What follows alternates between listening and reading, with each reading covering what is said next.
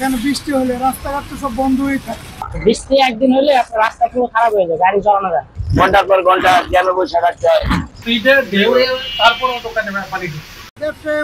মনে করেন বৃষ্টি আসলে দোকানের দিকে পানি চলে, গাড়িগুড়ি বন্ধ থাকে, তারপর চলাফেরা বহুত মুশকিল, বিভিন্ন ধরনের সমস্যা আছে। এখানে বৃষ্টি হলে রাস্তাঘাট তো সব বন্ধ হয়ে থাকে। নিজেদের মনে করেন এখানে মাল আনলোড করতে লোড করতে খুবই ঝামেলা হয়।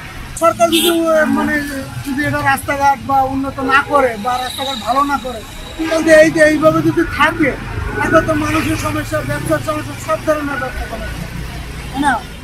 কাজ চলতেছে না, কাজের ওই যে মাটিগুলো রাস্তা করে দেখছে, এখানে বাইক নিয়ে চলতে আমাদের বৃষ্টি কাদা হইলে স্লিপ হয় এবং প্রচুর জাম সৃষ্টি হয়, রাস্তায় অনেক গর্ত হয়ে গেছে, ঠিক আছে, পানি জমে থাকে।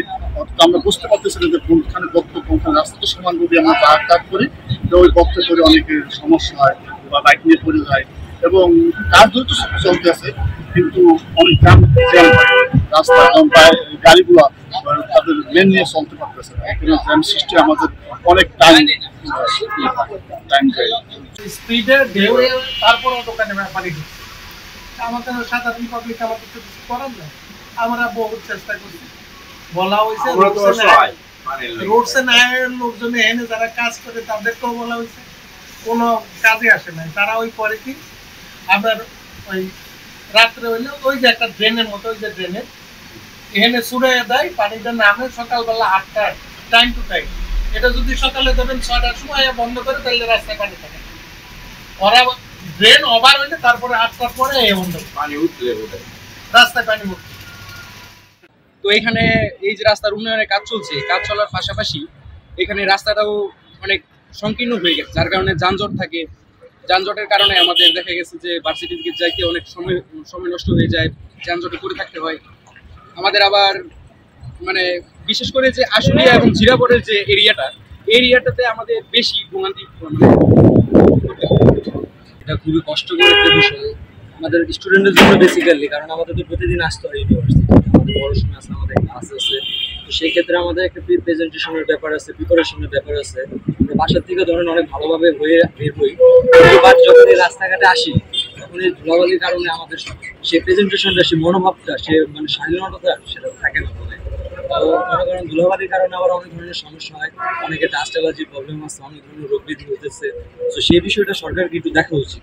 6000 mAh battery, one and only Power Master Next G N73।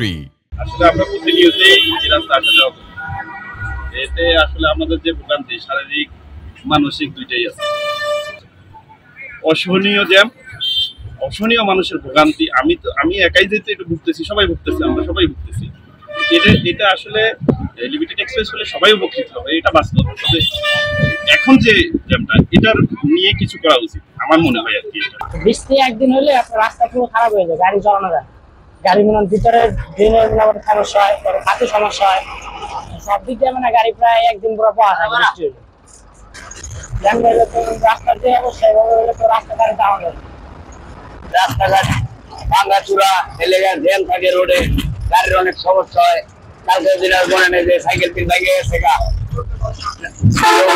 Office করতে পারে না, যাতায়াত সমস্যা, ঘন্টার পর ঘন্টা জ্যামে বসে থাকতে হয়, শুধু একমাত্র রাস্তার কারণে। ছাত্রীরা তো চিলাচিলি করে, বকাবকি করে, কি করবো, আমরা তো জ্যামে কিছু করতে পারি না।